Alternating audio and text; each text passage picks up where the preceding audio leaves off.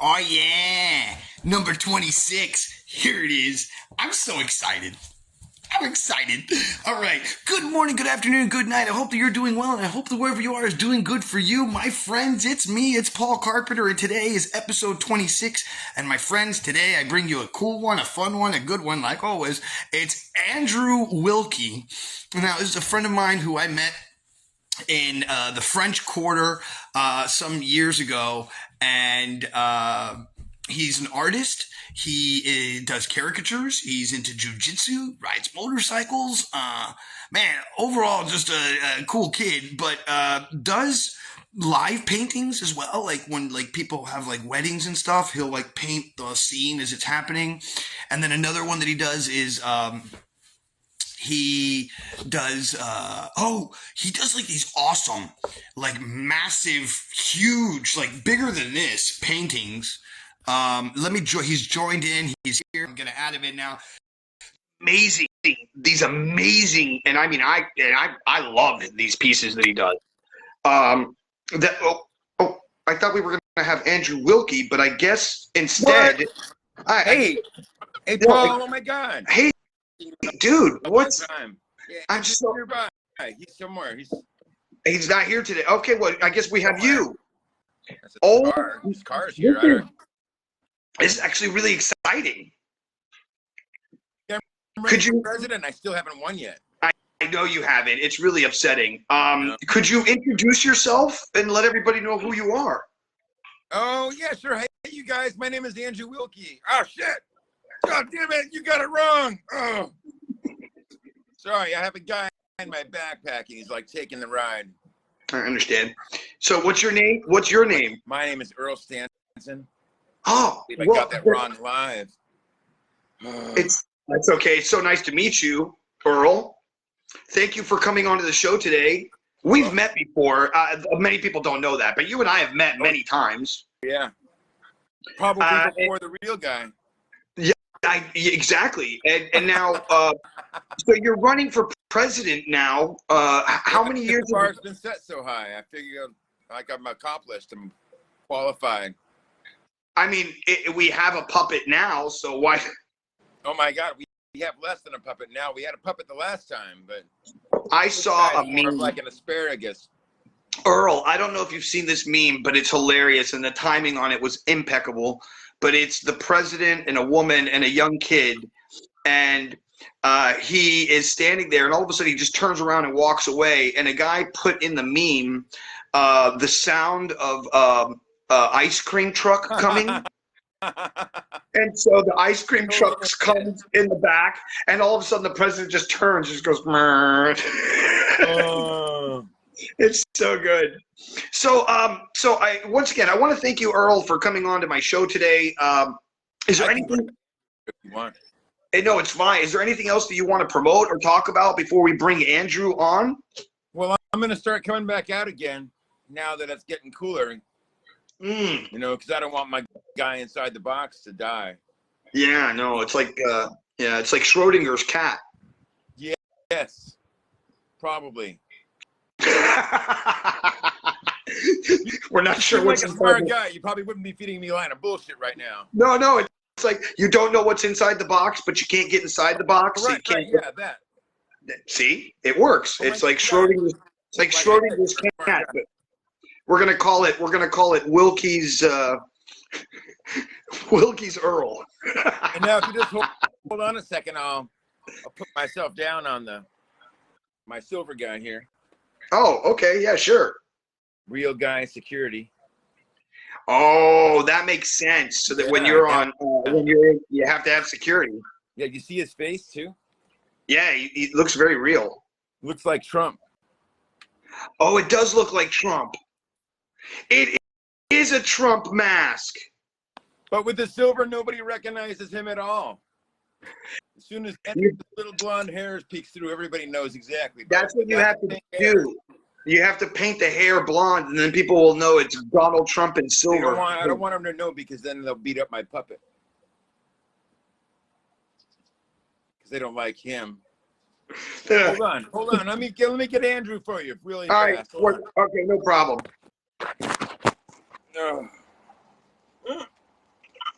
Hey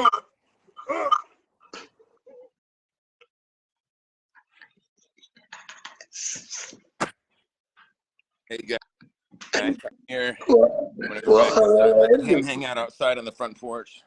I'm That's so the guy. happy that you joined us today, man. Thank you so much for coming on and hanging out with us today. So this is episode 26, and Andrew Wilkie, you're my guest today. If you would not mind, please, who are you? Where do you come from? What do you do? And let us know. Fill us in. I'm Andrew. Like as Paul said, I'm gonna sit in a chair so I can be framed by a couple of my paintings. Andrew Wilkie. I was. How far back do you want to go? All the way back? I was born in. What I usually do. Where you were 1972, the born. second day of the year, 1972. I popped out of my mama, and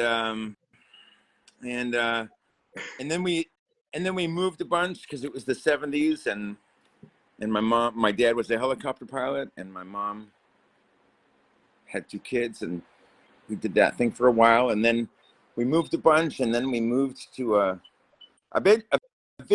eventually ended up here. Like my brain is a little off right now. No, you're fine. So, when did you start doing art? Was it something that was just inherent? I've always been drawing ever since I was a little kid, and I also always believed that you couldn't make a living as an artist, as that was the dialogue that was fed to me, and I used to think that they used to feed that dialogue because they didn't care about your work or they didn't think that you were any good. And in my older age, I realized that they fed that dialogue because school is there to train you to have a job that you can like pay for your bills and pay for your family and stuff. And the reality is like, I didn't know anybody growing up who was an artist for a living. I didn't know anybody who knew anybody who was an artist for a living. So it seemed like not as reachable a job as banker or gas station attendant or CEO of a multi-million-dollar corporation, you know. So like it wasn't that they thought that I sucked, that it wasn't any opportunity that they could see that was a reasonable aim. Right. So it made me feel like better in my older age to know that I wasn't being downed on by my peers. Right. I've always found that the reason that parents do that is a fear that they have of not wanting you to feel pain.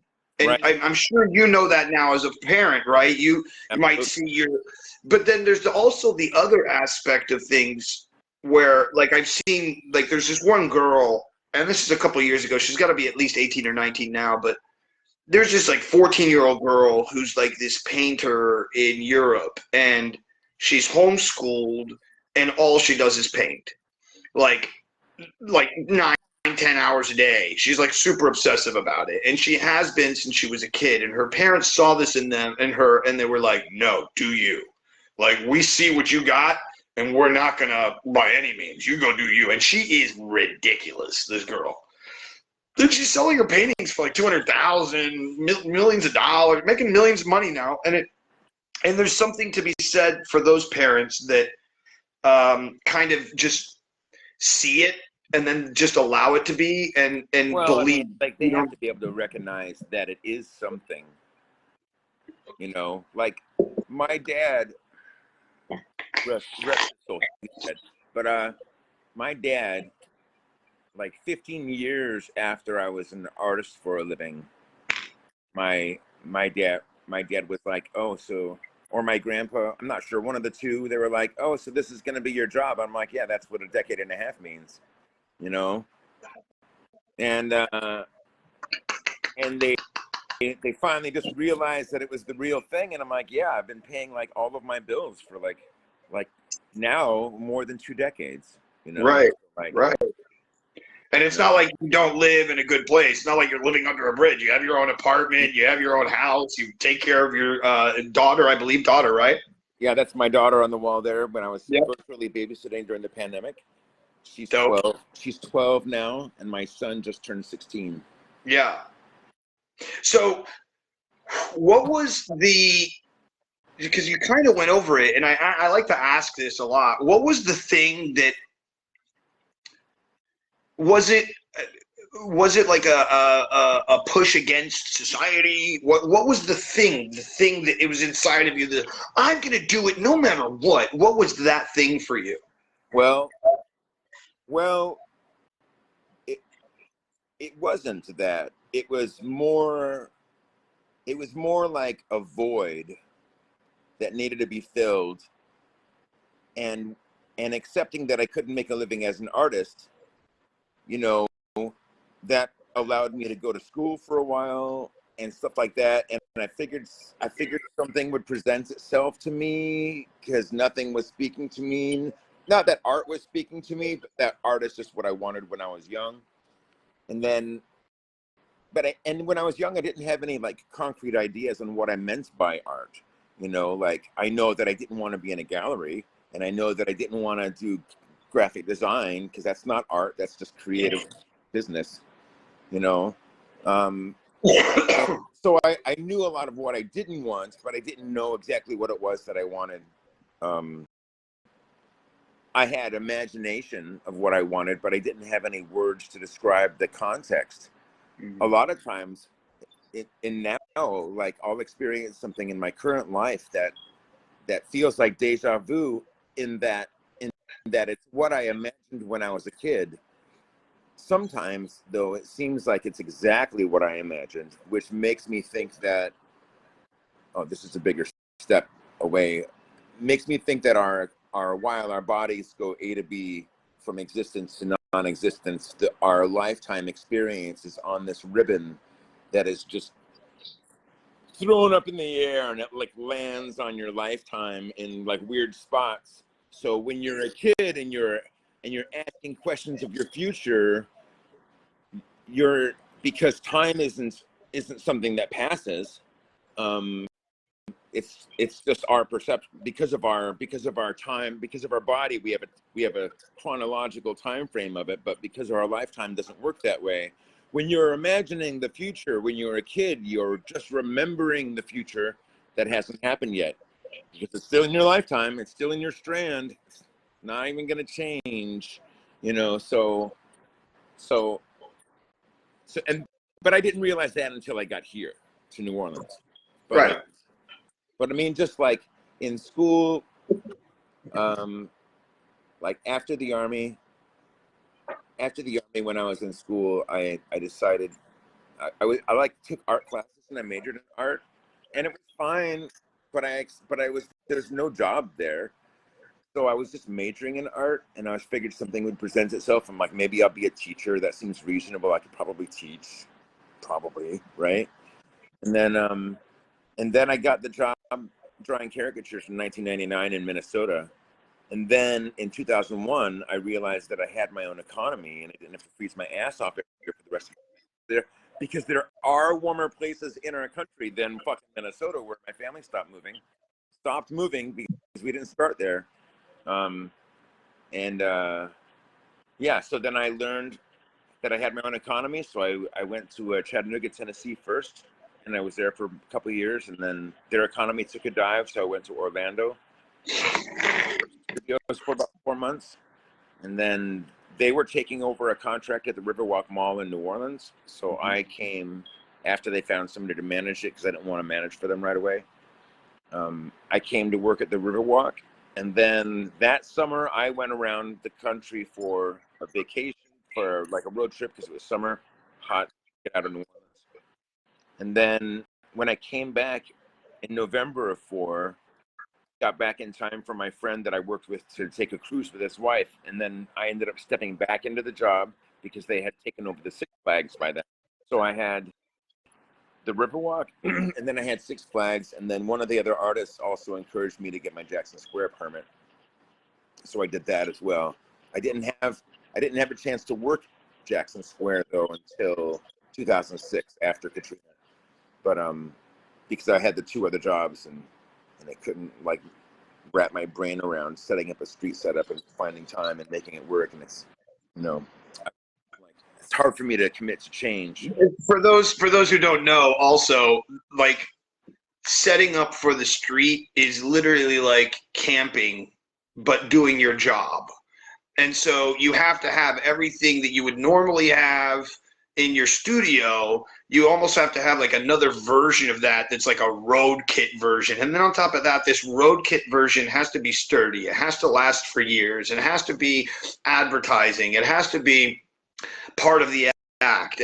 So there's like especially like I'm thinking for myself, like I remember at one point when I was traveling around the world, I had one of these black like cases that you get for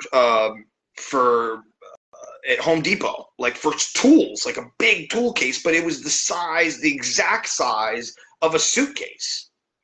And so, man, that became my everything. It had wheels. It had a long extension. So if I wanted, I could like put something around my waist and almost walk with it, like, like a horse, and buggy kind of idea. I did that a couple times. But everything was in there. And then my backpack was on top of that. Like I had a big pack. So, and that's traveling around the world with your show. And like you said, when you said I had an economy of my own, I don't think people understand what that means, but it means like you were able to find something that you could do anywhere where you could make money doing that thing. Yeah, having your own economy means I don't have to ask somebody else to employ me so that I can make money when I get somewhere. I can just set up and make my money from me, from my direct service to the community, and then move on. So, right. A lot of people feel that when they hear that, they don't consider it to be like real work, right? Because they are considered, to them, or they think that it's something like virtual work, where right, hours a day they're just at home in their living room, and I'm like, no, right. I'm not in my living room. Right. A lot of people think that it's that as well, but then a lot of people also correlate this lifestyle that we're talking about, and there's a lot of people that live this lifestyle, not just a caricature artist, but there's people who do, like, for instance, Renaissance fairs, that they live their life in this Renaissance world for like 8-9 months of their years of, and like, yeah. Who was that? That's the old artist that used to be in New Orleans. Amzie Adams.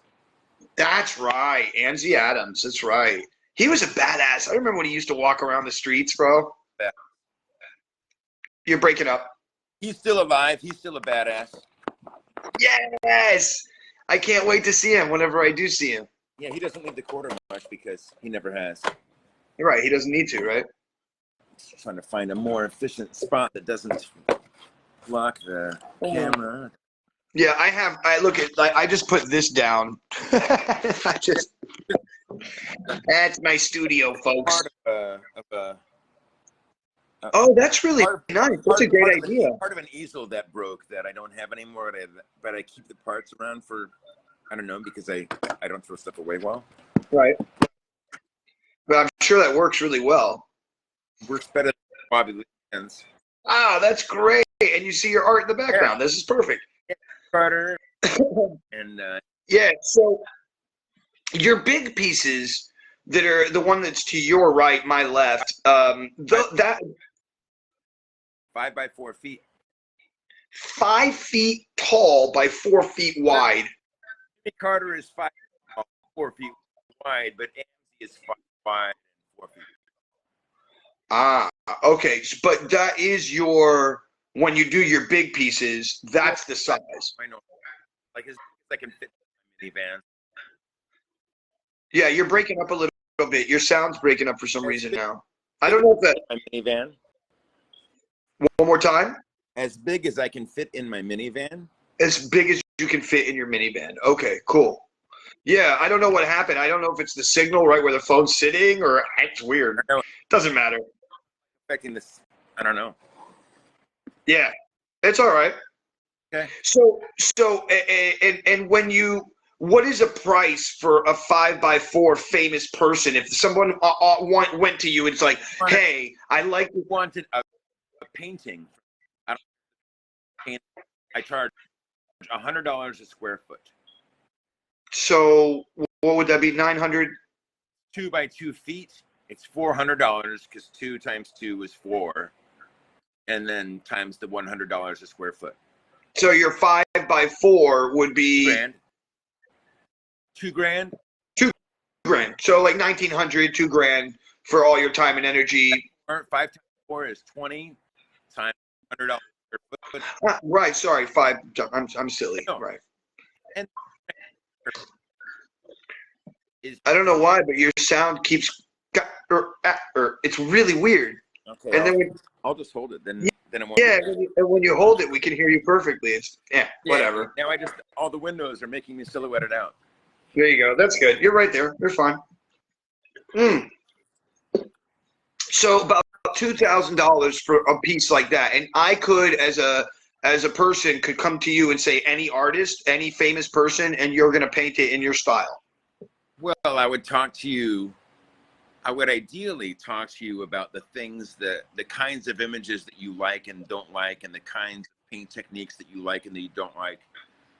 Because while a lot of artists don't want to be the artist that paints it to match your living room, I don't care if that's what you want it to do. I just want you to have an image that you like. And if you already like my paintings, then there are things that we can communicate about that will give you the image that you want, the kind of image, the kind of feeling that you want, and the kind of texture that you enjoy. And it's not about you having all of the control over what I do to the painting. It's about you giving me a small enough box to fit into that I can explore all the regions of that box and give you the painting that you want. Wow. That's super cool. That's unlike any artist I've heard before, honestly, Andrew. Like most artists are like, oh no, the very famous story from David Cho when he goes to the Facebook and he goes and they offered him, I think, $2 million in stocks. And so he went, this is a true story. And so he went there and he did this art piece and he only works for like 45 minutes. And this is filmed on camera. And the vice president of Facebook goes up to him and goes, bro, what do you mean you're done?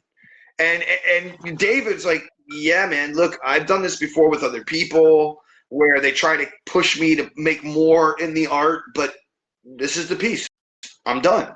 Now, there are legitimate, I don't want to say that that's not legitimately art or anything. I'm just saying that for commission stuff, for commission stuff, I enjoy being put into a small box so I don't have to look at my toolbox. My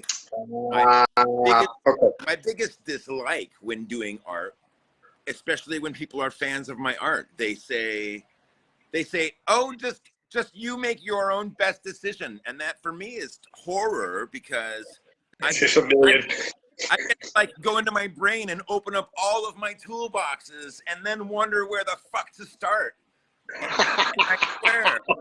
I swear. No, you're right. Any other artist will be able to verify that this is mostly true. Like, I mean, not when you're new and you're in the beginning. When you're in the beginning, you're like excited and you're learning and everything is fun to draw and there's a lot of adventure. But after you've stabilized and you find your groove and everything,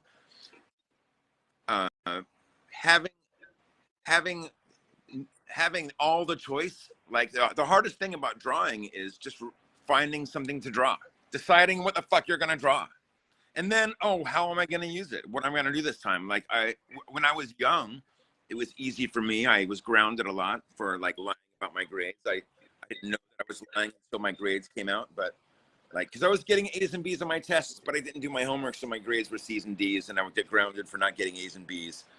So I had hours and hours and hours ahead of me that I knew about in my room. Like, I've got 7 hours. What I'm gonna do today? I'm like, a pen, and I'm gonna draw aluminum foil, and I'm not gonna pre-draw it first. I'm gonna just start with the pen and finish with the pen, and to do that, you have to keep your head, you have to keep everything in one spot. You can't move your position at all, because as soon as you move it all those reflections change that you're drawing. So you have to. So there's a lot of things, a lot of mental things when you're learning, when you're like diving into drawing. Like I don't know, I got off on a few tangents. No, I hear what you're saying, and once again, it's very much like the conversation I had yesterday, which is a friend of mine. His name's Paul, and he's also an artist, and he expressed in many ways the same thing you did, that when he was learning, he was like grabbing, at anything that would come at him. And then as he got older, he doesn't, like he said, he goes, I don't spend money on sneakers or this or that and the other. He goes, I just like to spend money on tools that I could use to make more, Yeah, no, that's exactly it. Mm-hmm. And so he's like, I'm into 3D printing, and I want to get a light forge, and I want to be able to do all these things that I can, mix and match and put together and start to create these new other things. And I was like, bro, like that's where it's at, But he's like, but I didn't get there until just recently. It's almost just like you, like you're saying, and he's somebody who's been doing art for 15, 20 years. He's been in the scene for like the Miami art, super high end scene for like the last 4 or 5 years. He's been sponsored by Coca-Cola, Topo Chico, and the list goes on and on. And it's really cool. Like he's getting to do like cool projects like with them. So, but it all comes down to being able to have a lot of knowledge of different mediums. And then on top of that, knowing which medium to use in the right position at the right time. And that goes back to what you were saying, when you have someone who comes to you who's about to buy your art, you're like, yo, dude, I've got like 1 million mediums behind me to use here. So like, can you break it down for me? Well, I mean, like, what do you like about this? What do you like about that? Oh, okay, I see what you're saying. I can now take this and take that. Plus, I can add my Wilkie, and then give you a new version of something that when you see it, you're going to be like, oh, that's exactly what I was talking about. And that's kind of what you're talking about. Yeah, I mean, like, because I can do really painterly things with brushes. I like to do really rough things with palette knives. I like using like not necessarily the right color, like, so it's more about lighting, like Keith Wilson. Keith Wilson. Yeah, of course. Keith was a great friend of mine. Yeah, but this was like warm shadow and cool light, which is the opposite of what we usually see: warm light and cool shadow. So this, because it's cool light and warm shadow, it's more striking and more visually grabbing. You don't know what it is. Like people that aren't artists don't know. Hey, give me 1 second, Andrew. Stay there. Don't hang up. Somebody just called me and it ruined my sound. So give me 1 second. I'm just going to.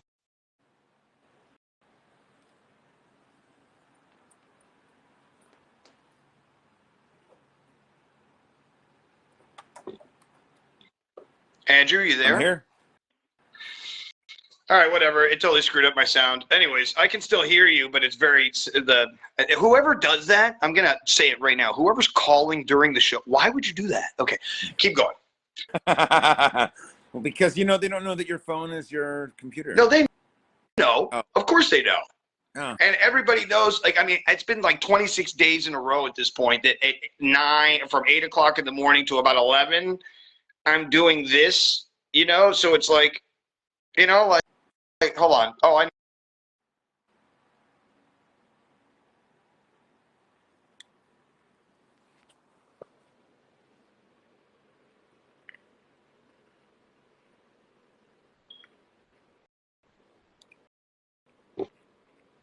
All right, I'm back.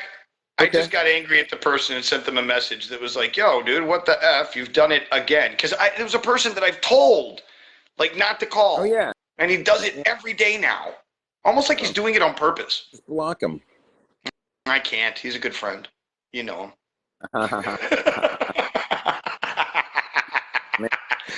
All right, so anyways, since we lost everybody because of all that, let's get back to your story. We lost all of the 2 people that were there. Well, there was like 4 or 5 people that were watching and were really interested in the story. We were having a great conversation. Everything was going really good. And then this guy just wants to call me in the morning when he knows that I'm in the middle of doing this thing. So it's like, I don't know. I got mad at him. I literally just got mad at him. So anyways, now that we've talked about, oh, you know what? That's another thing, because that's something else that you do. You do live paintings at weddings. Yes. Like, I've seen a lot of these of yours. Yeah. How did you get into that industry? Somebody asked. What is that all about? And how is it that you catch the moment, like the moment that you find, and then if you don't mind going through that process? Not at all. Okay, so my first wedding painting was somebody won a painting from me at a raffle. Like it could be a wedding painting, or it could be a portrait or whatever. They just won the opportunity to have a painting from me, a certain size painting or whatever. That's at one time what I offered for something. I don't know why. They wanted to use it as a painting, and I'm like, I've never done that before, but I understand, I think, what you want. I can accomplish, I think, more. I can't get it done obviously at the wedding, but I can finish it later.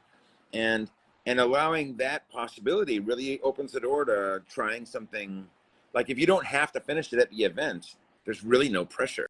Anything. Now, here's my question. Would you, okay, is there like a thing that, like, you're there at the event and you start to kind of sketch out? I'm not sure if you're doing a pencil first or something like that. There was the learning curve. That was the learning curve, because since I didn't have any frame of reference for anybody else doing it ahead of me that I knew of. I mean, I'm sure people were doing it. I just didn't ever see it.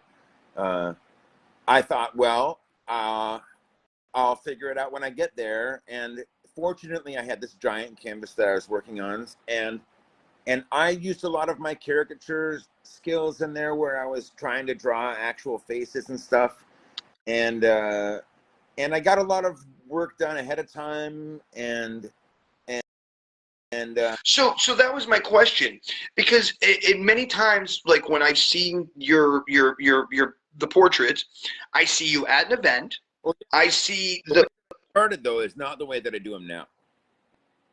No, okay. Oh, okay. Okay. Well, but yeah, even then, that's what I was getting to. But I was like, I got a certain amount done at the event. Obviously, you can tell that it's from the event. Obviously, you can tell what's going on. No, but that's my point. That's my point. So here's my thing. How did you get images of the event prior of the event? You don't get them prior to the event. It's at the event that you're at. It's from the event that you're at. Painting, literally, on the fly. You're not doing the wedding. You're doing the reception. And you're usually doing the bride and groom's first dance. That's usually what the subject is. You know, sometimes people want the ceremony, so you'll take pictures of the ceremony, then paint it during the reception. You know, now that we have— That was my question. So my impetus to all of this was, while you're at the event, you have this one moment that catches your eye, and you're like, oh, that's the one I want. No. And then, so that's what I thought you'd be doing. And then you would take a photo of that so that you could have that moment later, is what I was saying. Sort of. Yes, ideally you want that perfect spin, that perfect action in the dance. And I'm glad that our phones have gotten so much better over the years with being able to take pictures, being able to take videos. Back in 2015, when I started this, our phones weren't as good as they are now. You know, I would try to take a picture with my camera, and inevitably the shutter would go off before or after the actual moment, and I would have a shitty almost version of the right thing. Right. You're like, oh my God, let me just take— now that we have video capabilities on our phones so much better, now I just take a video of the whole first dance. And then I just go through, when everybody's getting their fucking drinks and watching the dance, I go through the video and take the screenshot that I want for the bride and groom's first dance. Now, I'm not the bride and groom until I'm mostly done with the whole painting. Okay, so you're doing the ambiance, the setting, the place, the port. So the way that I do it, okay, so in the beginning, it used to take— a wedding reception is about 3 to 5 hours, usually 3. If they have more money, or a lot of people, sometimes they'll go 4, sometimes 5. That's rare. So you have to be there the whole time in painting.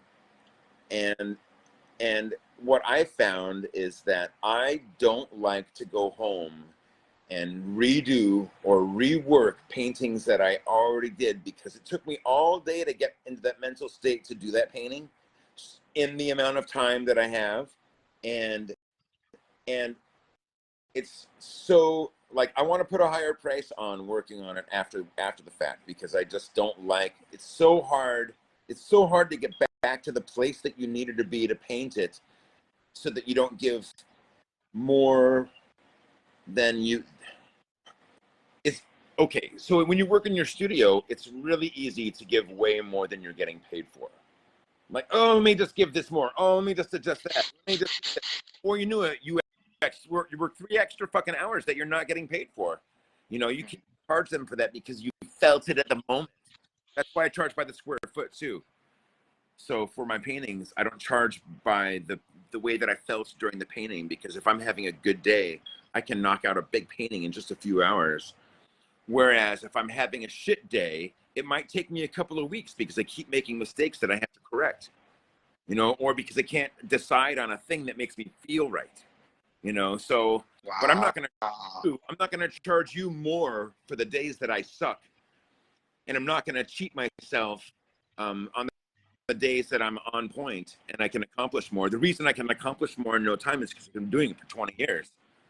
But you can't coordinate the vibe coming out with the image, with the subject, and everything at the right time every time. That's exhausting. That's impossible. You know, the newer artists will charge more for the paintings that they enjoy doing more, because they feel like it's better work, because it's a feeling. It's not whether the painting itself is any good. So and the problem with that is that's only true for them. For anybody else that's walking by, they could just think it's a shit painting, you know, because I've sold stuff that I was on the first or second step of many steps that I had planned, and somebody says, "Oh no, I really love it." I'm like, "Well, I'm going to charge you the square foot price, because even though I don't think it's done, you obviously think it's done, and I want to give you the.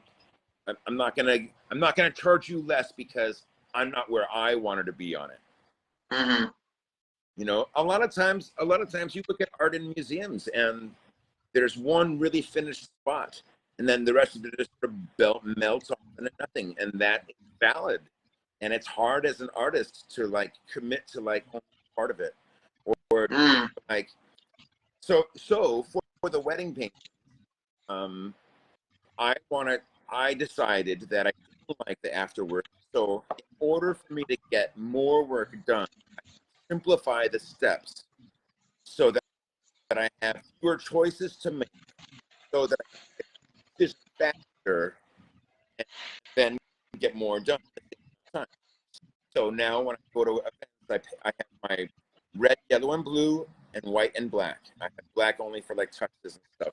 Never use it I use it in other places, but I don't. The only place I use solid black is generally on touches. Otherwise, because it's really hard to mix a good black, and I'm not skilled with the individual people as many people are. But so you do the background, and you do the basic geography of the building. You establish where the lighting is. Then and the trick is to do the whole first step, and then you do the whole second step, and then by the third step, you're probably adding background people and other people in the room by then just to fill up the space. The trick is not start adding weird, oh, I had a moment of exciting detail, I like the way that looks, I'm going to start doing that. But the thing is you're not going to be able to pull that all the way through. It's not going to look consistent all the way through, and you're going to look like a shitty artist. Shitty. Like somebody that doesn't know other artists. And your sound's breaking up again. I'll bring it up closer, maybe.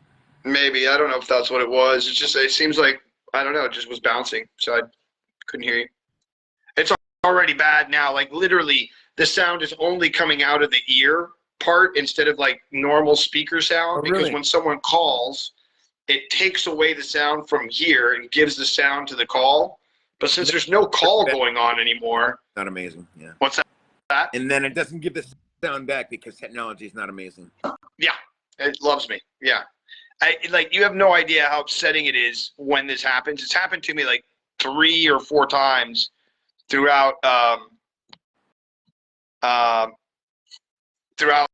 doing this over and over again. Can you? And so, I guess do not disturb wouldn't work on Messenger, would it? nah, it doesn't work. Yeah, if they call, they call. No matter what, it's going to come through. And especially if it's a friend, it always comes through. Like, I don't know. Maybe I don't know how to stop it. I don't know. I'm stupid. Whatever. Yeah. So no. So with the wedding paintings, you just have to do the steps all the way through, and then if you only have 5 tubes of paint, it's easy to make all of the paint that you need. If you can't make all the colors that you need from those colors, then you need to pick a different job. You know. Right. You know, if you're trying for real, because I mean, you know, it's nice to have that cool, like, maybe if you want to have a couple of flash colors, have like a super bright pink or some fucking neon blue that you can't mix. You know, those can make a thing alive. But I mean, as far as the bulk of the main painting, I try to use as few colors to choose from as I can, and I try to mix from those 3 the best that I can, so that the whole painting has way more uniform consistency through the background and the foreground if you're only using the same 4 colors. You know. Right. It gives it more of a contrast, more of a hit. Yeah. And you know, if you can do that, then that means you have a good establishment of value as well. So, you know, photographers are a lot of times make really good painters and they just don't know it. You said because photographers would make really good painters, they just don't know it. They understand where value goes. Because black and white photography teaches you that it's the shape of the light next to the shape of the dark. And it teaches you how to develop those compositions. So it's not necessarily that I'm looking at a fake. I'm looking at a like this is super dark, and then like this is the middle tone, and then this is the high tone, and that's why this is being pushed forward. You know. Sure. Like on the back, even though like your face is highlighted and it's on the highlighted side and the shadow is on the shadowed side, the values are still different. So, you know. Yeah, well, I've got a bunch of different light sources going on like crazy here. So I've got this one, which I could probably diffuse a bit and like go here instead. And that would probably look a lot better. So I don't know. If you turned the lamp on the wall off, then it would. The one in the back? Yeah. Yeah, I had it on just because, I don't know, I'm trying to be cool and not have it turned off in the middle of a thing because then it would look weird. But let's turn it off. How much darker is it? Does that feel better? It's crazy how it's so before the light on the wall and the light on your face was yellow and now the light is blue. But the value. It's like, yeah, I think it's from the above lights, right? So like I'm dealing with. It could be the light from the window or whatever that's shining in that. So let's put the window back up. Hold on, without the backlit. Let's try that. And then we're here. Okay. So now we've got like 2 tones completely. Well, yeah. So yeah. And then if we come back. Okay, so basically what I'm trying to get is, see, you can see how like on here it's dark and then it's light and then it's dark but light. You know? Yeah, for sure. No, yeah, but because I have these light sources and I have the hat on as well, so the hat's not helping. Like white next to white and then it's dark next to dark. There, see, if you had, and that's what I was trying to get, like with the lamp off. If you had the lamp off and the wall was dark behind you, then you'd be able to see this side of your head. But without it, all you can see is the ear because this and this blend in with the back.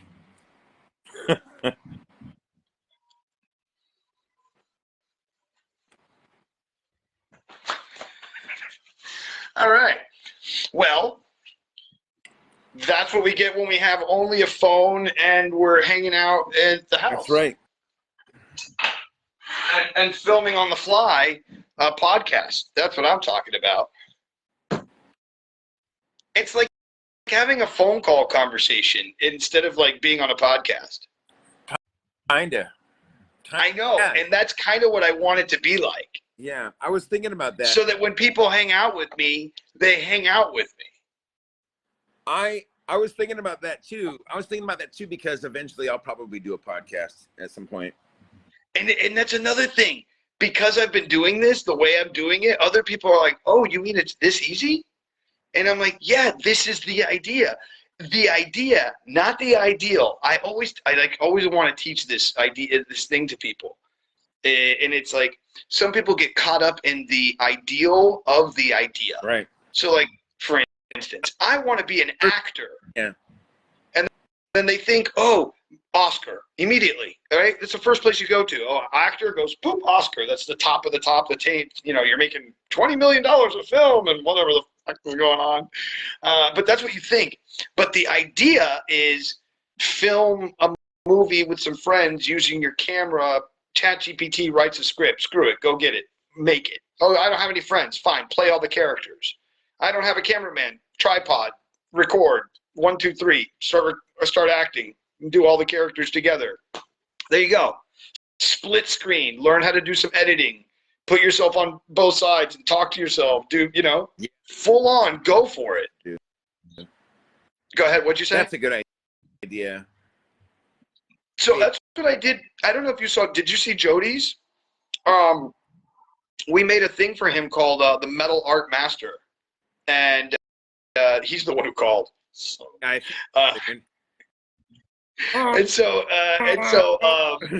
But we did a thing with him called Metal Art Master. The first video we did got 2,500 views in like one day. No advertising, no money behind it. And it was him playing all three characters. So he plays the artist, he plays the salesman, and he plays a bum off the street wanting to buy one of the pieces. And that's the first video. And we even made a logo and a catchy logo phrase when it pops up. So it's, "He is the Metal Art Master." Stupid as fuck. I would love to do a stupid as fuck video. But now, dude, Jody now has like a book. Literally, he's created a notebook of just characters and ideas. He's literally lost his fucking mind, bro. He's like, "Bro, you have no idea. We could do the guy who's like a cop. Oh, we could do the lawyer. And then he's like, "Oh." He'll be doing stand-up. Bro, he's even said it. He's even talked about it. He's talked about it. It's so funny, bro. What all of us do, we have our very public jobs because we're social butterflies, and that's just how we interact with the world. And then we get a job that brings us into there, but then our job makes us dry and stale. So then we spice it up with some puppet shit, and then we get all like excited again, and then that sort of falls off and gets stale. So you have to spice it up with some other thing. And that's why musicians and artists and stuff like that's why they end up doing hard drugs and end up killing themselves on alcohol and shit. Because I put it to and this goes back to another awesome TED Talk. It's the girl who wrote Eat, Pray, Love, and she does a TED Talk, and she talks about genius and where it comes from, and when you go back to the days of Socrates and the Stoics, genius was something that was outside of you, that was this magical thing that would come to help you finish your painting, or like the cobbler, the elves that would come in the middle of the night, and it wasn't something that was part of you. It wasn't until later on, until after like the Roman Catholic era, that we start to put genius onto people and say that person is a genius instead of that's that person's genius that is coming to them. Instead of it being a conduit experience it became a greater power, where the greater power just had this person as an access point for a moment. Yeah. Right. And she goes into explaining how And she starts it off with this thing about like when she started as a writer, people would come up to her and be like, "Are you sure you want to be a writer? I mean, it's really hard to write. You know, it's not easy to sell a book." And then she sells this book, which becomes this thing, right? Mm-hmm. And then people are coming up to her going, "So you wrote a book, and that's probably the best that's ever going to come out of you. And what's it feel like to know that that's the best you've ever done, and that's the best you'll ever do?" And you know, and she, like all these things, right? And it really, it's this that it's so beautiful. It's touching back to the beginning of this conversation, which was, you know, the fear of others and how they represent within your life and how we attach ourselves to other people's fears. Because if we're truly the child within ourselves, then we're a grown man putting on a costume and playing this character named Earl that's running for president in the middle of the quarter, enjoying his life. Sorry, I didn't hear any of that. He's the better version of me, I'll tell you that. Yeah, you're funny. But my point is that you're out there enjoying the experience. And you're not having to be scared, right? That's not true. It's not true. This whole summer was trying to expand my puppet or creative play repertoire, and I only got out like 3 times because I talked myself out of it the other 187,000 times. You know, because I felt like, what if I suck? What if I don't know what I'm doing? Because I don't know what I'm doing. Because I don't have any. All I have is like some costumes that I built over the couple of weeks. And I think that it would be funny if you wanted to do something that is like a keepsake for people when they meet Earl. The best you could do, I think, would be like a little tiny white piece of paper that's like a quarter of a page, that you just print out, you know, Earl for president with his like sticker, like as if he's like, you know, been in a jail cell or something. It has like the thing, like that whole thing, like, yeah. I don't know. I need to like update my Etsy page and my Etsy store and make like Earl Stanton merch. Stickers and Earl Stanton for president, nice for sure. Or something, and have a QR code that says, "Hey, you know, support Earl." Give me and buy like, my shit. Bro, it'd be even better if you put it on the back of a T-shirt. That's what I mean, on the back of Earl. On the back of Earl that says "Support Earl's campaign" QR code, and when they go there, it goes to an Etsy page or whatever, and it's like easy print on demand. You don't have to do anything. They just buy it and click, and you get money for them buying some stickers and buying a T-shirt and buying a for sure. And then you once again that little QR code, him for president. You could even make a little one-page website that's like a one-page funnel to buying different things or supporting the campaign. Right. Like different support campaigns. You could create stupid cartoon messages with him messaging people. You could put Earl Stanton on Cameo. Oh God, that's a good idea. Yeah, it is. Hello. I mean, you could go nuts with Earl Stanton on Cameo. Dude. And what is that charge? You could charge $25-$50 for a message. People would do it all day long. I even have another Earl here. Check this out. You have 2? Yeah. Oh, wow. Oh, is he oh, I love him. Yeah. You made an actual real Earl puppet. Yeah, so then I can. Oh my God, dude! With legs and all, get bent, bro. He stands about almost as tall as you. About 5 feet tall. So when people are looking down to see him talking, they're not looking at you that's doing the talking, and it doesn't matter because it doesn't matter. And that's the theory. So that's the theory. No, no. I mean, so like when you go from inside the puppet, When you're inside the puppet, I don't have to be a ventriloquist because you're not going to see my face. And I can move my mouth as much as I want to move my mouth because it helps me talk when I move my mouth. You know? Right. So, and I don't want to be a ventriloquist because I don't want to take that job away from that little girl on Star Search, whatever the fuck that show is, American Idol.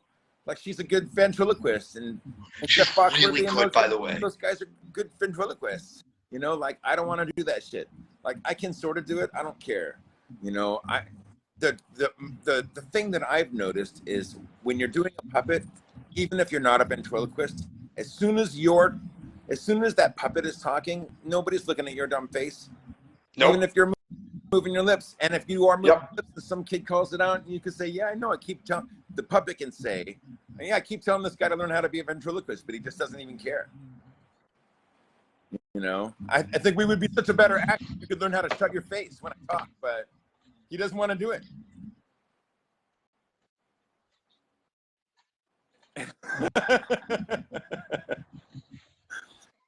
Dude, that is such an American's Got Talent. No, stop. I don't want to do that because I don't want them to own my shit. I want to. Please stop. I like. Please stop. Please. I like that you have to come to me to see me. Listen to me. I really need you to start making an Earl Stanton TikTok only page, and also bring both of the characters in where he's out doing in the street giving out thing like but also another one where maybe he's at a desk like this. You do like the Oval Office, but the Oval Office of Stanton, get out of town, bro, as a set that's just big enough for him. You cardboard it out with a background, whatever, and bring out, dude. If I had any friends that would do any video for me and we could do projects, that'd be great. Well, you're in town now, but I mean, like. But no, it would be so easy. I'm telling you. I'll show you how to set it up. We can even go to like Crescent Park or City Park and I can rollerblade around as Earl Stanton, you know.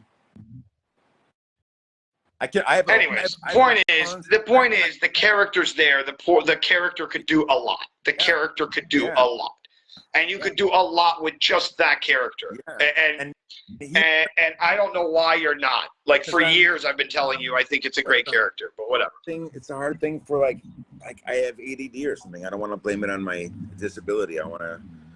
No, it's hard. It's just that I think that right now, specifically, if you were to start running Earl now for president, like right now, think about it, bro. Well, then that's fucking huge. Because you can say anything you want as a running candidate that nobody else can say. Right, because nobody can say the things that Earl can say, and you can get away with it because it's Earl saying it, not you. He's not a real guy.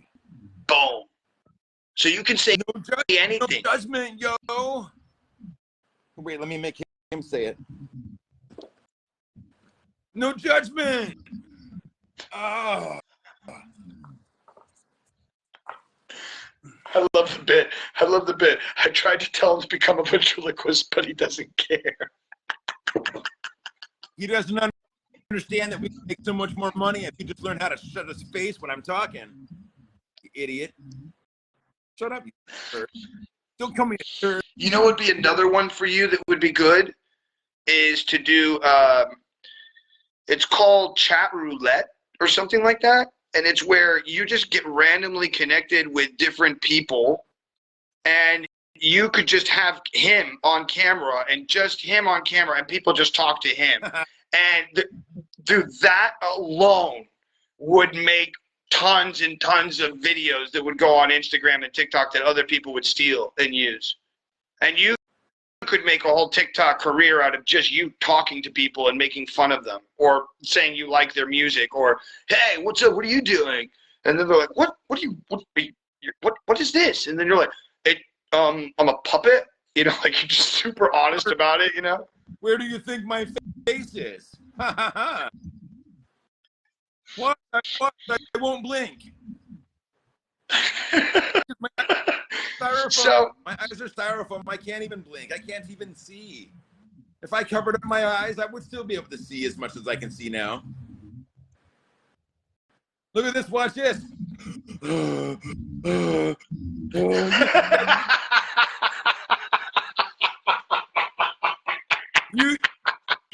was breathing, I don't even have a throat. It just dead ends. It just dead I'm ends. an actor. I'm just faking it. I'm gonna...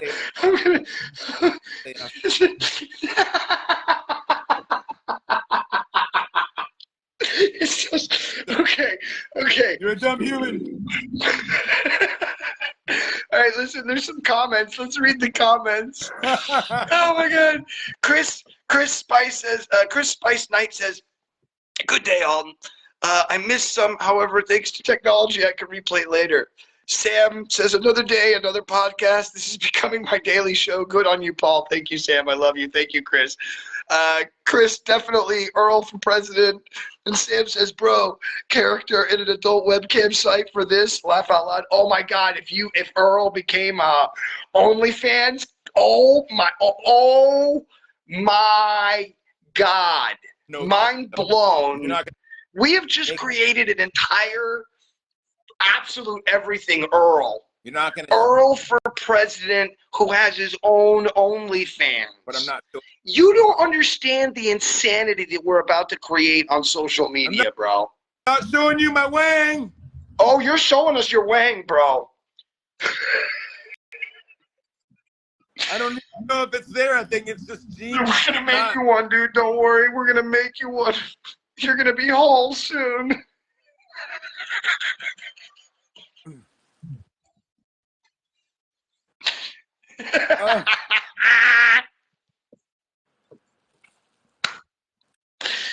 His hands are too small. His hands are too small.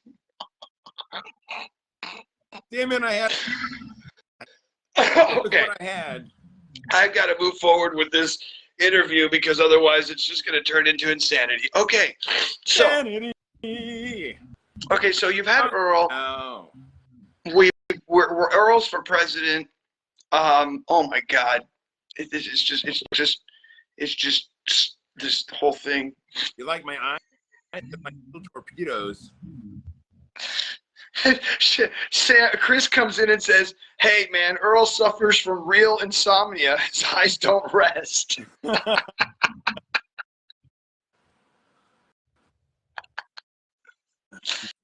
Poor Earl.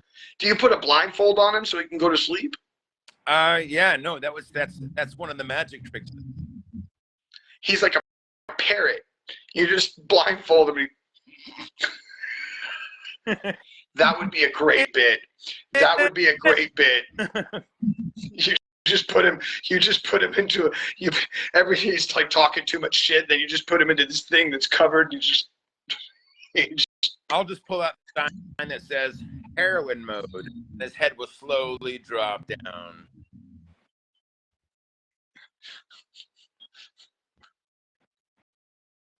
Which is Early.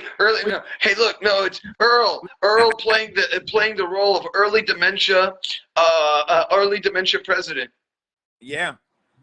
Here's my presidential impersonation of Biden. You wouldn't even have to say it. It kind of looks like him. Just have him trail off.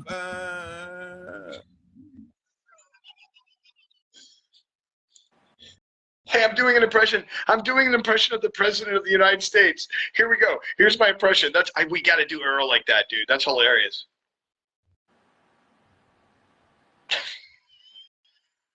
Just get my eyeballs. Get eyeballs, then that's enough of a face. It's so weird when you do it with just your hand. It's kind of creepy. I'm not gonna lie. Hold on, I have more I can add to it. I have a. Do you have other characters you're creating? I have a raccoon. Oh no way! Trash panda. It's CTP on the shirt. Trash panda. Oh my God! Well, how do you use him? And then I have Wait, but how do you use him? I don't know yet. Okay. I have in his little. Let me see if I can sit back down. Okay. So the back of him is like this. So I would hold on to the ring here, and then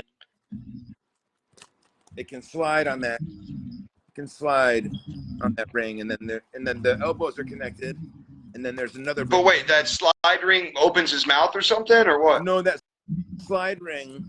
Let me see if I can do it. You can like move his head like this, and you can move it side to side. I just can't do it with my hands holding the phone. Oh, okay. I see what you're saying. Yeah, you don't have a way to. Okay, yeah, I get it. Don't worry, you're good. And then, I get it. Yeah, I could. That's good. Same time. Could you But see you it can at all? basically move his head side to side and kind of like down and up. So I have a slot here for whatever hand, like if he were hold to something or just have hands or a fist, you could change that. That could be a changeable thing, which could be fun for contextual stuff. Well, no, it'd be funny because you could use them as like cabinet members for Earl.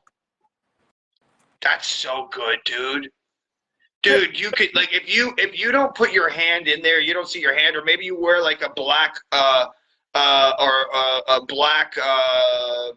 hand cover, and then do it on a black wall, and then bring him in and then film stuff, or do it even on a green screen with a green glove, and then bring him in and do a bunch of character stuff, and then do stuff with Earl and him having conversations where he's a cabinet member. Stop it. A cabinet member? That's so funny because it comes out of the cabinet. Yeah. Hello? The trash panda? Yes. Yes. Yes. And he's doing drugs and he's leaving fucking cocaine bags everywhere. Hello? It's absolute fucking just perfection across the board stupidity you could be creating right now. So Sam comes in and goes, imagine you walking past a graveyard after work and see Earl just chilling there staring at you as you walk by. It's not a possibility. 6'2" puppet in the middle of the street, just like, what? We have What do you want? My name's Earl, running for president. And right now it's like Lord of the Flies. I have an Earl head here and an Earl head here. Dude, seriously, you could be making a movie right now with Earl. Oh, and check this guy out because in my adventure of trying to like find some great hustle that I could do. Yo, you know what? Listen to me. Listen, I'm as soon as we're done with this little podcast that we're doing. Oh my God, we're doing so much. Are you gonna listen to me? Listen. You gonna listen? Listening. Sorry. All right. So at the end of this podcast, we're gonna shoot something. I'm shooting some. We're making something. We're making. Oh, that's the dragon. Your little dragon. Little parasite. Yeah. Yeah. What happened? Oh, I just haven't brought him out for him. Let me put my hand on. Oh, okay. Well, all right. Anyways, so. You're good at that. You can say those words right, man. So, do you have any other any other voices, or do you just always do your voice? Because if you always did your voice for all the characters, that would also be really funny. I mean, I would like to think that every character would have their own personal inflections, and that's possible. I haven't really had them where I headed for the voice. It would be. I guess I could take. I could be a better different voices.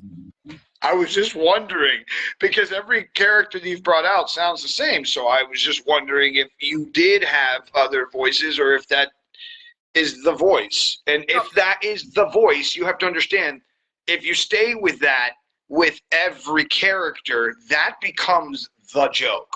And that's really fucking funny.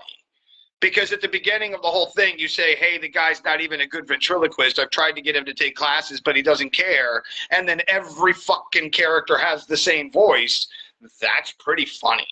Do you see what I'm saying? Because he absolutely doesn't care, right? So it makes it even funnier. I mean, yeah, there are.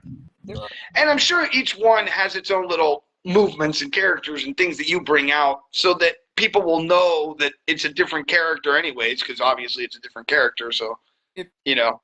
if I ever have to, I'll probably change one voice. Maybe one is like squeaked on the inside like this. You know, or I can go, or, you know, I can do all kinds of things with my sound. Oh my god! See, you have lots of voices. Yeah.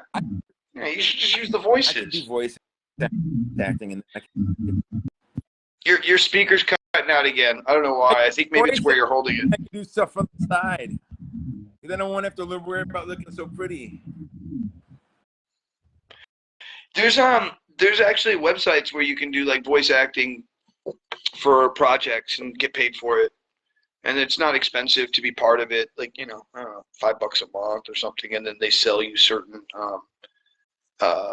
They send you auditions that fit your characters that you've created, that you've put on there, and then yeah, if you think you can fit the role, you audition for it, and if they pay, then they give you either a national or non-national, blah blah blah. However the contracts work, and then they pay you a lot, or they don't pay you that much. They pay you $60 or whatever. There. You know, $60, 100. Just $60 what? $60, $10. I didn't hear it. $60, 10 times is $600. It really is. So all you need to do is do 10 voiceover jobs, and you have $600. Or you could do one voiceover job and get paid $10,000.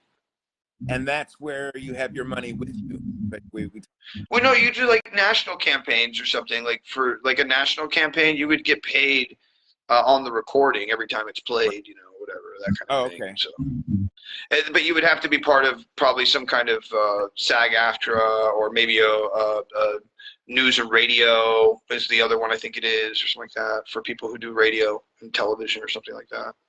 I don't know. I'm sure it's out there. You would have to be part of that that union to get paid those dividends. You know, and you probably have that's to. good, because we have enough time in our life to have like 3 full-on careers, and that's good, because you do one thing. I mean, that could. You're breaking up again. I don't know why your phone keeps breaking up. Internet. Oh. Let me go outside. I don't know if that's it. I think it's where you're holding where the microphone Maybe. is. That's it. I don't know. Now I can't hear you at all. Oh my God. Oh, there you are. Okay. Okay. It doesn't matter. As long, I just want everybody else to hear what you're saying. That's all. Yeah, no, I'd like for them to hear and shoot. I'm not as big as it sounds. It would be weird for you to say stuff and then them not get it. Mm-hmm. So I have a wall here. Is that what's his name from? Yeah, Breaking Bad. there was a video of him where he's at a Comic-Con and he comes in wearing that mask with the glasses on, and then he rips it off, and then it's the real actor. It was great. That's funny. Yeah. I put a mouth on the inside, but I haven't cut the front yet to make sure it opens. Because I want to make a puppet for it. For my guy. I just want to have a variety of puppets. I want to make a puppet stage. Have you ever thought of making a what's it called? I'm not a big marionette person. No, but it would be cool to make a marionette of Stanton. Oh yeah, yeah. I mean, like, That's what I'm saying. Like, so you could. The reason that I say that is because if you're talking about having Stanton in all these different forms, then you could like start to do like all these different badass forms of Stanton type stuff. Well, like actually, stop motion, Stanton in the real world, and you could build sets and like, bro, there's so much crazy stuff you could do, bro. You could even do like a projection wall, camera, a projector over to the wall, buddy. Stanton in front of the projecting, and then him walking down the street. You know. So it's like Trevor, really right? him, like, yeah. You know Trevor from where? Who? Trevor Scott from where? He's got his video. Trevor Scott, the singer. Get comics. He's got a video game for years. And watch my puppet in. Really? Yeah. Like wants to put in the game. Yeah, as a character in the game. And is it like an act, dude? Wait, hold on. Or as like, what do you get out of that? Like, do you have licensing rights? Blah blah blah. Like a background character in the game that you can't play the game. You can't play the game, but I'm there somewhere. So he just wants to reference the character in the game, but he doesn't want to take the game for its likeness and so on and so forth. I can't answer all. I don't know. I can't hear you. He wants me to be. He wants my character in the game, maybe as a character, or maybe as. So he wants to use the name and likeness of Stanton. Earl Stanton. And how much would you get paid for that? I don't know. I'm talking with him about it. And then the next point you would have to ask is, do you still have licensing rights on Stanton afterwards? Because it's your character, and you're actually licensing it to him. Yeah, no, he would everything.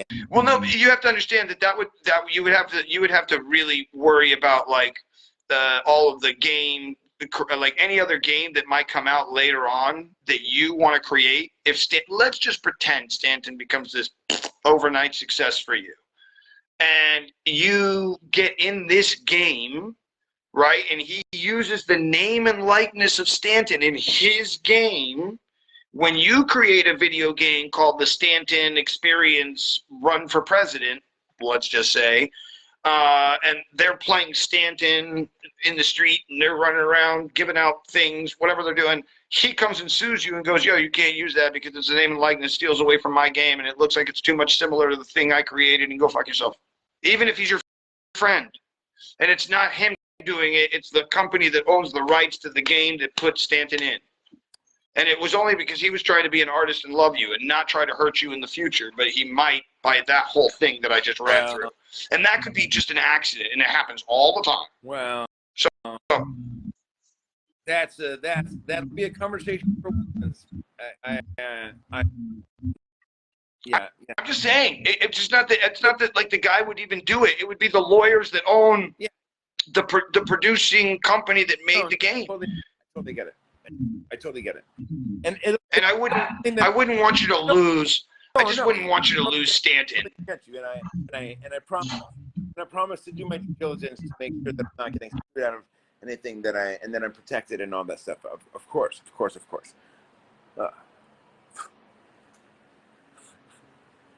Yeah. I found my. Are you there? That I thought that I had put away. Are you? I'm not sure if I can hear you. Can you say something? I said I found my sour cream that I thought I had put away. Your what? Sour cream. Oh, that's great. Yeah, it was. I thought I had put it back away, but I hadn't. So now. Oh, I love you, Chris. That's so nice of you. Chris says, Paul is phenomenally great, incredible wisdom and advice. Stop it. No, but like I really do, in my mind, from this conversation, and this is why I love what I'm doing with this show, is because when I do this, I get to find out so much more about the person and what they're trying to accomplish. And so there's this thing I see in my mind right now, dude. It's a full website. Like it's a Earl Stanton Run for President website, and that's connected to a TikTok and an Instagram and a Facebook and a whole thing, and it's just full on Earl Stanton, just nonstop, and it's all presidential, and it's TikTok videos of him. Oh, even better, it's Earl Stanton doing what do they call, reaction videos of the presidential campaign people that he's running against. And he's in his Oval Office laughing at them, going, these people think they're going to do la, la, la. Well, I'll tell you something, folks, and just go off on a tangent. Dude, that's it. Those videos alone. And then on top of that, you start doing Earl Stanton in the street all of a sudden, with him in the street, because you already have all these characters built. You can already start creating the content, and then you have just a surplus of content ready to go. Think before, so you don't have to worry about that.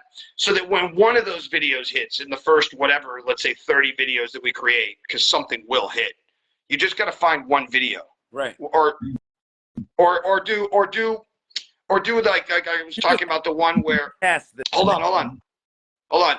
The one where Biden just walks off and just goes off on his own. Then you could just show that video, right? And then stop and then put Earl in front and be like, hey, look, I'm doing my impression of Biden. And then just walk off camera, and then that's it. That's the video. That alone, and then at the end, it's like a big seal of approval. It's like, you know, Earl Stanton for president, and like his website. So I'm telling you, dude. Like, and then on top of that, find a way to get him on the campaign ballot. I don't want to act. I would just show a campaign ballot with like Earl Stanton scrawled in.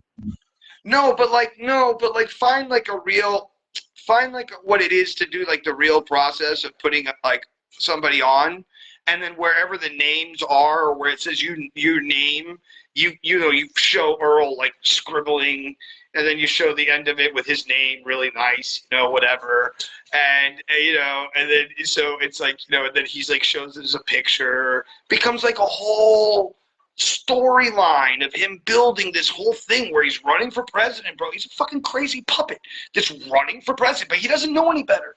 Running for president, dude, it's absolute genius. Because it's like he doesn't know what he's doing. Hello. He's stupid. Hello. He's dumb. Hello. He's not. He's a puppet. Other people use him. Hello. Like. And just means, and you don't. You're breaking up again. Sorry. I'm sorry, bro. Oh, I'm just saying he's not dumb. It's just that because he's a puppet, he's fictional. And because he's fictional, you don't have to believe that what he's saying is true. Because truth can't come from fake, right? But because you don't have to believe him, you will listen to him. And because you will listen to him, you will think about it all fucking day long.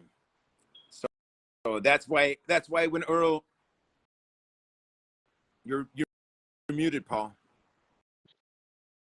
I said it literally says what is happening by him literally being a puppet.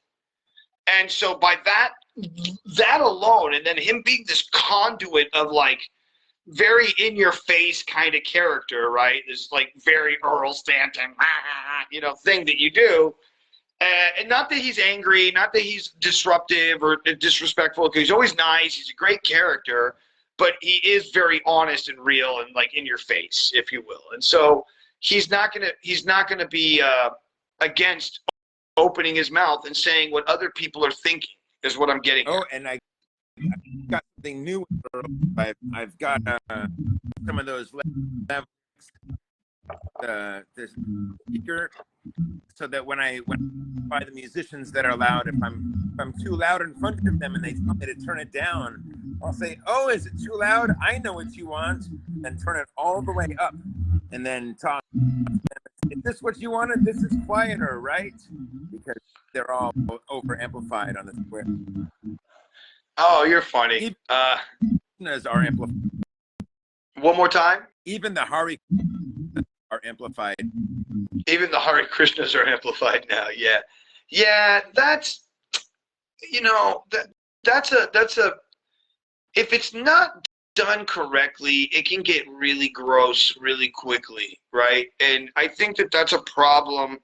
For instance, I feel that the amphitheater that is created and was made in the city for great artists to perform at has been underused, and the artists that could be there are being taken over by a guy who does karaoke all day long by himself, and so then nobody can do that space because that guy owns it somehow. It's like, wow, what are you doing with your life, bro? Do I have to literally wait till you leave for me to show up at 9 o'clock at night, 10 o'clock at night that night, and just wait it out? Hire a homeless guy and be like, yo, dude, here's your spot, dude. From now on, watch my stuff. Boom. Then when he comes back the next day, what's he gonna do? Nothing. I'm out, bro. Get out. You want to play street games? Let's play street games. I don't care. Like, I have a great concept for what I want to do at that space, which curtains and a banner that says hypnosis show, magic and hypnosis show every hour on the hour. Bro, with lights and sound and some chairs, like 10 folding chairs, it's not a big setup. Like what I just talked about is not a huge setup, you know? That right there, dude, you will blow that place out every day. And then you turn that into a variety fun spot for every performer to come to, because now there's like a vibe in that space, bro. That's when that thing becomes just a ticket item, you know? But what happens? The city's going to come in and be like, well, we own this space, and you can't go here, and now you owe us $500 every time you perform here. It's like, yo, what? Now, oh, because this isn't part of the city. This is part of the market. The market owns this. And that's why, but the market, in essence, by doing so, kills it for themselves, kills it for the entire side of the street, where that could be like just replete with people coming in and out every hour, like a breath of fresh air. really hard with public spaces, because without taxes to manage activity, you know, not the higher space. Yeah, I keep getting every other word. So I don't know what that is. Like, you're perfect. I can hear you perfectly, but what, I don't know. I don't know. Phone out of my plastic. There. Let's see if I can hear you now. Stop. No, I was just mouth faces. Yeah, I don't know. It's like it keeps going in and out. It's weird. I don't know. If you guys are watching, if you can hear it and it sounds good, let me know. Or let us know so we know it's okay. But otherwise, yeah. So it feels like there's an echo. Like I say it and then I can feel it in my phone half a second afterward. Weird. Time-space continuum. That's how we can talk almost. It's like in what is it, in Ender's Game, the tool that starts with an A, I think the tool that makes it so that they can talk almost instantly for so far away, and then it's taken alien technology from God, it was such a good series of books. If you ever get a chance to read them or audiobook them, I audiobooked them. The Ender's Game, you know, the whole. You're muted again, Paul. You're muted. Sorry, Ender's Game, which ended up becoming a movie. Yeah, but there's a whole series of books around it, and the stories are really more about being in the books than about Ender. But good, really good set of books. You're muted again, Paul. You're muted again. Yeah, no, I did. I keep muting myself because I believe what's happening is that it's audio looping because of my end. So what I'm trying to do is stop the audio looping by every time that I talk, and then when I stop talking, I mute it. So yeah, I get it now. Okay, I see. So I can talk now, so you can check to see if it's working or not, instead of me just copying you, not talking while my face is moving. Because I'm no smarter than a trick, actually. I just have opposable thumbs and my lips make words. All right. So, okay, we've gone over caricatures, but we didn't really get into them. And so, how did you get into doing caricatures and creating that style of? Because that's a whole thing in and of itself as well, right? I mean, that's you have three massively different styles to you that I've noticed, right? Yes. So with I was 27, and I had lost my job at a box factory in Minneapolis. And in the box factory, we would get in corrugated cardboard from the paper factory down the road. And then we would take the corrugated sheets of cardboard and put them through a machine, and they would get printed and folded and cut, and it would come out on a pallet on the other side, and that's the job all day. And I got fired from that job, or they say I quit because I was sick, and they say I say I got fired. It's mixed, whatever they say. I didn't get any benefits or whatever. Wasn't time for that.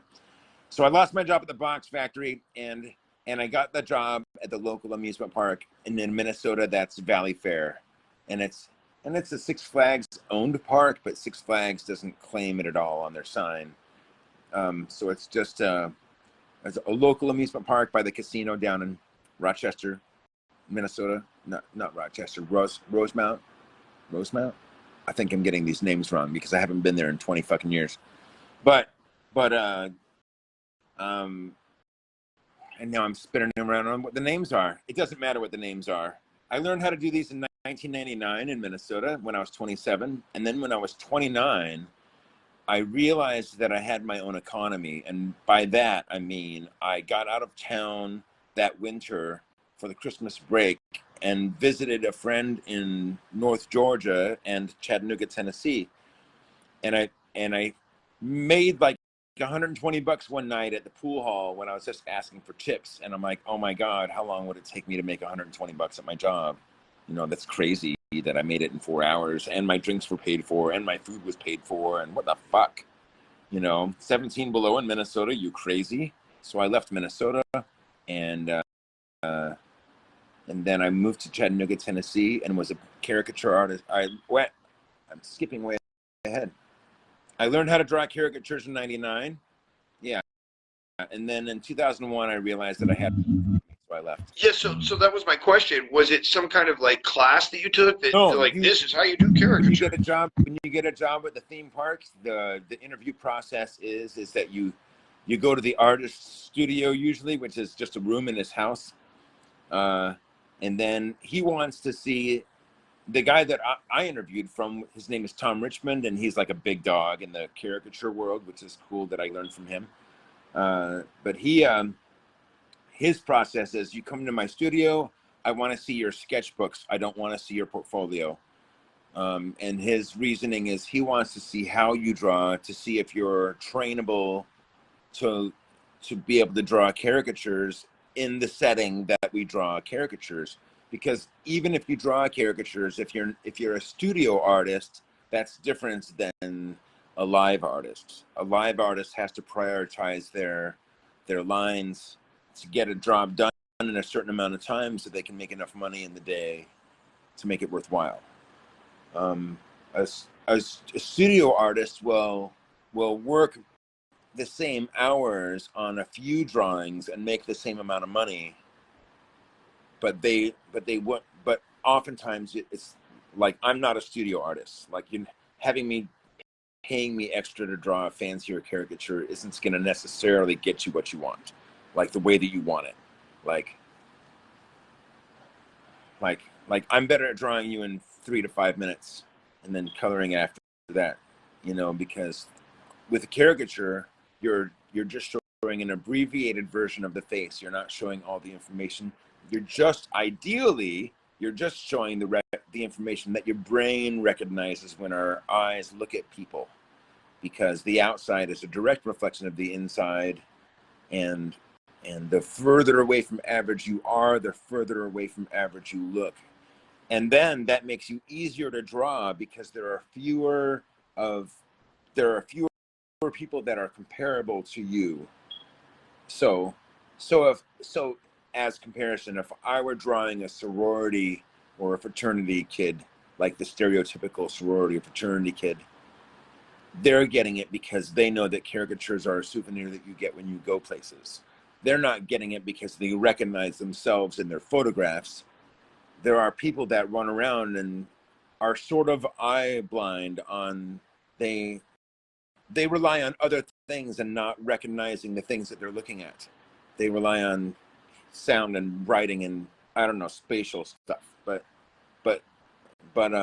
so for them, those are like usually average folks, and there's nothing wrong with being average. There's nothing intellectually wrong with being average. Sometimes it makes your life just gloriously easier or less complicated, I would imagine. And then, I don't know, I guess I'm making some judgments that aren't fair because I'm only just one guy with just my own little set of experiences. Everybody to each their own, you know, and we all have different moments and different vessels and spaces of where we are in time, right? Each person, like somebody, I saw this post, it's so funny to me, how the more that you become famous, the more other people are angry, and yet at the same time, the more people hold grudges for things. And the point is that this guy, what's his name? He had his own TV show. He owns Camping World. The story is he's doing this post. There's a video of him doing talking to an audience. He's like, these are the things that we need to forgive and forget in life, you know, because otherwise they're holding us down, and the whole thing, right? And there's this bit where I go to the comments section. This lady's like, yeah, but going Camping World, don't go there because you'll get really bad service. So, A, what does this have to do with the video where the guy's talking about forgiving and forgetting? B, why be so angry and hold on to something that happened to you, like someone's service at a Camping World location? Like, what are you doing to yourself? Didn't even have, probably just overheard some disruptive conversation at the Walmart line. Hold on. Dogs are freaking out. Give me a second. You keep talking about stuff at Walmart. At Walmart, you can get what you want. You can go to Walmart. And, yeah, you can get stuff at Walmart. You can get it anywhere, but you can always get it at Walmart. If you wanted international foods, there's an aisle for that. Do you want diapers? There's an aisle for that. Do you want fishing gear? There's an aisle for that. Did you want incontinence stuff? That's probably in an aisle. I don't think it has its own aisle. Are you still doing the Walmart? Yeah, talking about all the things you can get at Walmart. And then there's probably an aisle for it. Except for some things. Some things are just in an aisle that other things are in. You know, like you don't want to assume necessarily that you're going to have an aisle specifically for every item, even though Walmart has the capacity for it. You could have let's see if I can find an item. You could have an entire wall of just Sharpies, of all the different kinds of Sharpies, of all the variety, multiple sets of Sharpies. You could have the fat Sharpies and the middle ones with the skinny end. You could have a wall of Bic lighters. That might be an age-restricted item.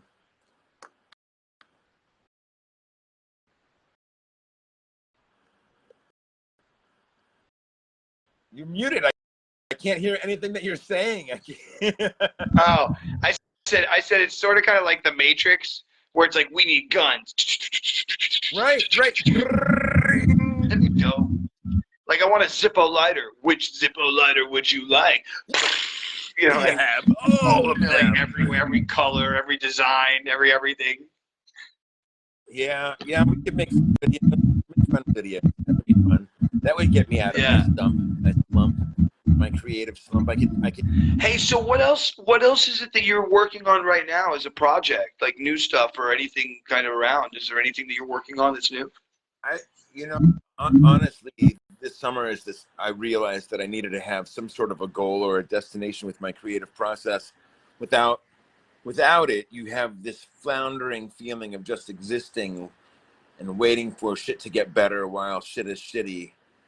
And it's depressing and you don't want to reach out for help when you're in that spot because you fucking put yourself there. Like there's no apologizing, there's no fucking pity, there's so like asking for help is just admitting to everybody that you fucked off and you didn't do it right. you know. So That's how you feel about asking for help. You think that asking for help means that you are not good enough and you couldn't do it yourself. yeah. I'm sorry, but I feel that that's really not a good way to look at things. When you had the ability to make the right decisions, and you just circumstantially at some point or another chose not to. And, you know, it's like receiving the punishment that you're winning the prizes for the game that you played. You know, a lot of people play stupid games, and when they win those prizes, they complain about the prizes because they thought they were playing a different game that had different prizes, and they just didn't realize that their behavior actually had real world consequences. And it's disingenuous to ask for help. Oh, it's like the boy who cried wolf. It's like I'll ask for help when I'm like, if I'm broke and I can't eat and there's no food, I'll ask somebody, hey, can you sponsor a grocery load for me or something? Like, I'm not completely like selfless, or like I'm a guy in the Western world, you know.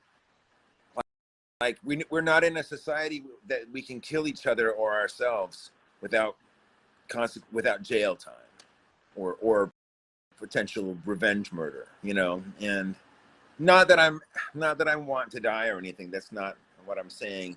But there are people that I don't know. I don't want to say that either out loud. No, I think I understand what you're saying. You're talking about just the general concepts of being in this world, period. Yeah. Whether you're a man or a woman. Like whether I don't think really. Like once I've done all in my life, like, why should I have to stay around until the end? You know, like I've reproduced twice. I've replaced myself twice. They're going to be mostly functioning adults. Like, not that I want to go anywhere, but I mean, like, the obligation to have to like work a bunch of hours so that you can have a space that can hold on to your shit, so that you can pay fucking taxes to a government that isn't serving you, and I don't know. I mean, like, I would love to just live in a van and travel, and I don't know. I don't even know if I would love that though. I just want active, creative people in my life. I want a tribe instead of just being this solo project. Who gradually, you know, who I'm friendly with enough people, so like I don't feel like alone in the world. You know, I have plenty of people who appreciate me and like let me know that I'm appreciated and everything like that, and that's all cool. But like I've got like 69 years left on the planet. You know, I'm 51. My out date is at 120 years, and that's all the memories of death and all the imaginations of death. It's all when I'm fucking super old like that. And so if that's true, as other things and other symbols that life has shown me have been true, or there's more truth than the falsehood and the fiction that life presents. That sounded cool. I have 69 years left, so even talking about outing yourself is an impossibility, and then I would just have to wrestle with the attempt. So I suck at life, and then I suck at death. You know, There's a lot of content that's coming out right now that's like very much in the heaviness of what you're talking about. See, like, it's the first time, I think, in human history where we have the ability to change who we are going to be in the future in a way that is unlike ever before. So we'll have like 4 different types of humans pretty soon. So like I don't know, Aboriginal, call it, or, you know, Indian of some sort. You know what I mean? In the sense that they're from their own indigenous place. The second will be normal people that use cell phones and regular stuff. The third is going to be people who are adapting themselves, right, with physical adaptations, where they're putting a piece of metal or an Elon Musk, you know, right? Or even look, heart. Yeah. What are they called? Yeah, I don't want to replace my knees until that technology is really good. Right. Well, nonetheless, the point is that that's going to happen, right? And so the fourth type of people will be the people who genetically alter themselves, or their offspring, or genetically alter themselves as they're living, and test experiments on themselves. Gattaca, very much Gattaca. I keep expressing that people don't recognize that this technology that we're about to play with is eugenics in every form that it is. It will not let us be just what we are anymore. We will have to, in some way, either catch up or be part of, or we're left in the dust. We're left in the dust to something much grander and much faster and bionic and biological than us. Yeah, but it's an inevitable conclusion. So it's an inevitable conclusion. So I mean, like you cannot stop it from happening. It's gonna happen. And right. I would say so what I'm saying is, I think embrace that shit. Like the VA, I have great medical insurance right now because we have a good VA here in this town, and I'm a veteran. So I go to them for my medical. And if they have a table and they want to stick something in my arm, I'm like, motherfucker, stick my arm. You're paying for my shit. Stick me, baby. Oh, you want to stick something else? I got another arm. Shit, fuck yeah. Test on me. I don't mind. You're paying for my shit. Yeah. Right. Is that how you really truly feel about it? Yeah. I mean, don't experiment on me. Don't like outright experiment on me. But I mean, if it's something that's mostly safe, and it's mostly ideal, fuck it. I don't give a shit. You're not gonna kill me. I got 69 years left. But the COVID shot, you didn't take COVID shot, did you? I did because my ext-wife wanted me to. Because I wouldn't go to see my kids without doing it. So. The boosters and the whole thing, you didn't do boosters. I got 2 or 3, and then I just got the regular flu shot this year. I didn't get the COVID booster. I just did. And so you're not really. Yeah, I don't care. So. I don't think. I think. Yeah, for you were definitely one of the people who just said, "Screw it, I'm going to do it because I'm a family." There's a group of people. There's a group of people that I've talked to that have been like, I only did it because I had to work, and if I didn't work, I would have been homeless. So I had no choice, and I was doing what I had to. Been able to be around my kids. So my ex-wife wouldn't. She has issues with her health, so she was super paranoid about the whole thing. So if I wanted to be around my kids, I had to be as safe and clean as they were, and what a small price to be around my kids. Like, it's not going to kill me. I got 69 years left. What's it going to do? I have the immune system of an ox. Like, I get sick once a year. I'm out for a day. I vomit and I sleep all day. I don't get sick either. When I do get sick, it's like once every 7-8 years. Like, literally, I'm not even kidding. And I don't know how, because I don't live the healthiest of lifestyles, right? I'm not like, I smoke a lot, I drink a lot of coffee. If you daily intermittent fast, then. Oh, but yeah, I fast every day pretty much. Like, I haven't eaten anything since I woken up, and I've woken up since like 5. Oh no, that's not true. I broke my fast, but I didn't really eat it all. It was an Egg McMuffin, but I gave the sausage to the dog. I gave the eggs to the other dogs. So I don't know. I think I lost Andrew there for a second. See if he comes back.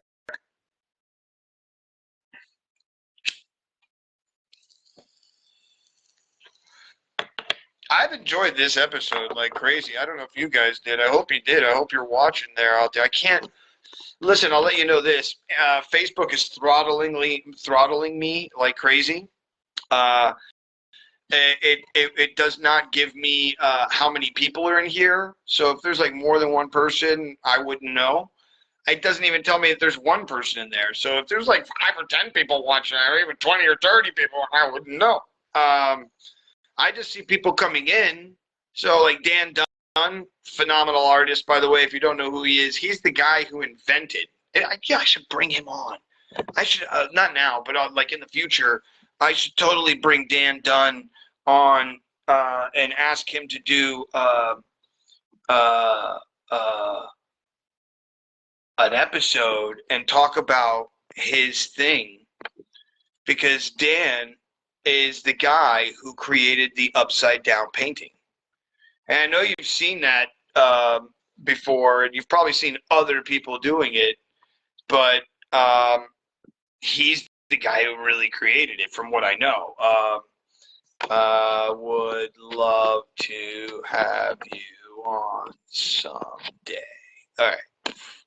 But really, honestly, he's the guy. You know those paintings where you see like a guy and he's frantically painting and like fucking, and when you look at it, you're like, that looks like nothing, bro. That looks like nothing. And then at the very end, he takes the painting and he spins it and boom, and he stops. And when he puts it, poof, it's somebody famous. That's Dan Dunn. But let's go back to let's get back to the beginning of this and get Andrew back on. See what happened. I don't know what happened to him. He just kind of, maybe his phone died. Maybe I'm thinking that his phone died. And if that's the case, I guess we end the episode somewhere around the 2-hour mark, saying, "Wow, what an amazing episode! How random yet beautiful." And Earl and Andrew, and if you haven't seen it, please go check it out. All the information from this show, episode 26, bing, down below right there. Also, inside of this, I'll throw this down. Let's see if I can find it. Where is it? Oh, I wrote this thing here. I need a guest today, and then it goes into this whole thing, and it talks about how you could be a guest, or anyone you know could be a guest. If you think this is good content, you feel that you like the content, you've been able to enjoy some of this content in some way, shape, or form, then share this content with your friends and your family and business owners and other people who are out there in the world. He's saying he's here. Let me see if I can try to get him. Hold on. I'm going to see if I can get him back, and we can at least say goodbye to him, because that would be the right thing to do. Andrew Wilkie, boom, invited him. He should be coming back in.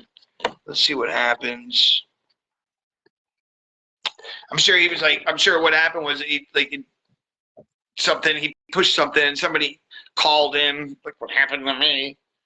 And then Paul David Carpenter, I was enjoying listening to what artists talk about. We also we appreciate you, Andrew. I love you, Dan. You're the man. I don't know if you saw the message. I totally would love to have you and come on and talk about the whole thing, and how all these other artists have taken it from you and they've run with it, and it's total BS. I don't like it. It's not cool when people do that. I'm trying to see if I can get Andrew back on. Andrew, I love Andrew's stuff, by the way. And if you have anybody here watching now or later, if you have the time, which you should, just go check it out. The link. There's a link to Andrew's website. It just shows like his caricatures. It shows like the big 4x6s, the ones that I'm absolutely in love with. And they really are like super dope paintings. They're just very cool. And because they're big and they're quote-unquote well-known characters, and the way that he paints them with this kind of like flash spot thingy, Jackson Pollock-y kind of idea-ish thingy, it makes it very cool. It's very fun, and I like them. My phone got hot. I don't care. Sick it back, pop. All right, I don't know. Andrew, I will say this, my friend, thank you for coming on today. I had an absolutely amazing time with you. Please I've already shared it, but there's people who can find you now through your links and all of that good stuff.